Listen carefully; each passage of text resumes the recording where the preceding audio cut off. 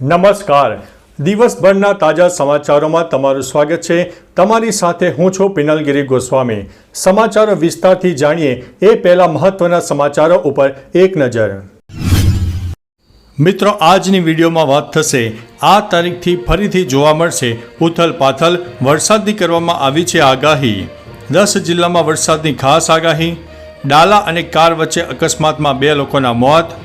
વર્ષો સુધી પથ્થર સમજ્યો તે કરોડો રૂપિયાનો હીરો નીકળ્યો. પેરા ઓલિમ્પિક્સમાં ભારતને વધુ એક મેડલ, કુલ 27 મેડલ સામે આવ્યા છે. જમ્મુ કાશ્મીર માટે બીજેપીનો મેનિફેસ્ટો જાહેર કરવામાં આવ્યો છે. રાજસ્થાનમાં વરસાદે રેકોર્ડ તોડ્યો ત્યારે આંધ્રમાં પણ પૂરની પરિસ્થિતિ જોવા મળી છે. સોમનાથ એક્સપ્રેસના ડબ્બા પાટા પરથી ઉતર્યા. મોટા ષડયંત્રનો પર્દાફાશ. કેનેડામાં IS એજન્ટની કરવામાં આવી છે ધરપકડ.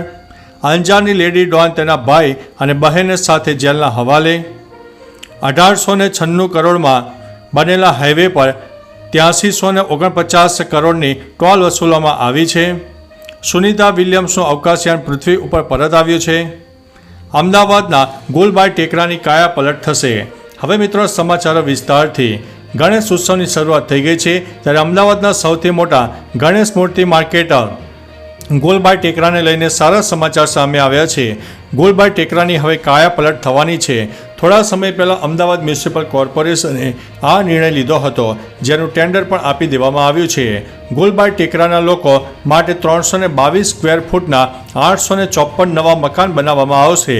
આગામી 2 વર્ષમાં આ મકાનો બનીને તૈયાર થઈ જશે. મિત્રો, અન્ય મહત્વના સમાચારની વાત કરીએ તો સુનિતા વિલિયમ્સનું અવકાશયાન પૃથ્વી ઉપર પરત આવી ગયું છે.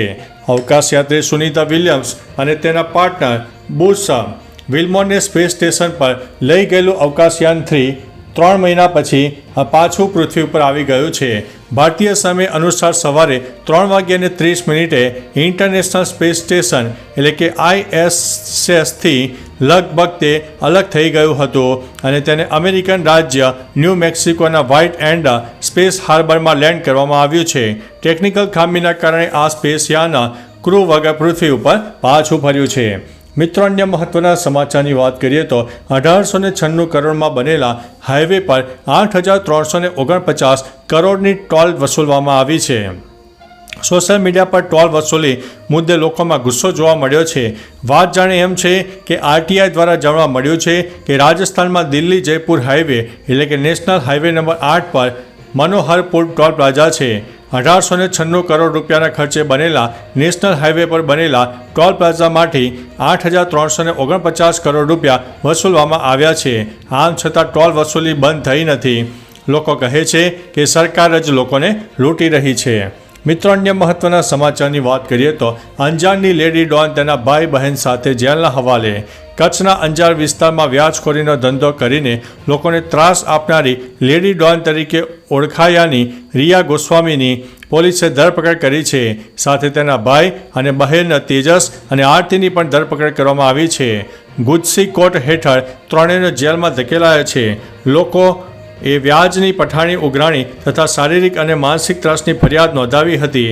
વ્યાજખોરી ઉપરાંત અન્ય ગુનાઓમાં પણ તેમની સંડોવણી હતી. મિત્રો, અન્ય મહત્વના સમાચારની વાત કરીએ તો મોઢાત ષડયંત્રનો પર્દાફાશ. કેનેડામાં IS એજન્ટની કરવામાં આવી છે ધરપકડ. અમેરિકાના ન્યૂયોર્કમાં આતંકવાદી હુમલાનું કાવતરું ઘડના આરોપીની પોલીસે ધરપકડ કરી છે. કેનેડામાં રહેતા એક પાકિસ્તાની નાગરિકની ધરપકડ કરવામાં આવી છે. તેના પર Islamic State of Iraq and al Sham એટલે કે ISને સામગ્રી અને સંસાધનો આપવાનો પ્રયાસ કરવાનો આરોપ હતો. 20 વર્ષીય આરોપી મોહમ્મદ શાહજેબે ખાને 7 ઓક્ટોબરની આસપાસ ન્યૂયોર્ક શહેરમાં આતંકવાદી હુમલો કરવાની પણ યોજના બનાવી હતી. મિત્રો, અન્ય મહત્વના સમાચારની વાત કરીએ તો સોમનાથ એક્સપ્રેસના ડબ્બા પાટા પરથી ઉતર્યા. મધ્યપ્રદેશના જબલપુરમાં એક ટ્રેન અકસ્માત થયો હતો. સોમનાથ એક્સપ્રેસના 2 ડબ્બા પાટા પરથી ઉતરી ગયા હતા. માહિતી મળતા જ રેલવે અધિકારીઓ ઘટના સ્થળે પહોંચી ગયા હતા. આ ઘટના સવારે 5:50 બની હતી જ્યારે ટ્રેન પ્લેટફોર્મ પર પહોંચી રહી હતી. આ અકસ્માત સ્ટેશનથી લગભગ 150 મીટરના અંતરે થયો હતો. પશ્ચિમ મધ્ય રેલવેએ જણાવ્યું કે તમામ મુસાફરો સુરક્ષિત છે. લાઇન ક્લિયર કરવાનું કામ ચાલી રહ્યું છે. મિત્રો, અન્ય મહત્વના સમાચારની વાત કરીએ તો રાજસ્થાનમાં વરસાદે રેકોર્ડ તોડ્યો છે.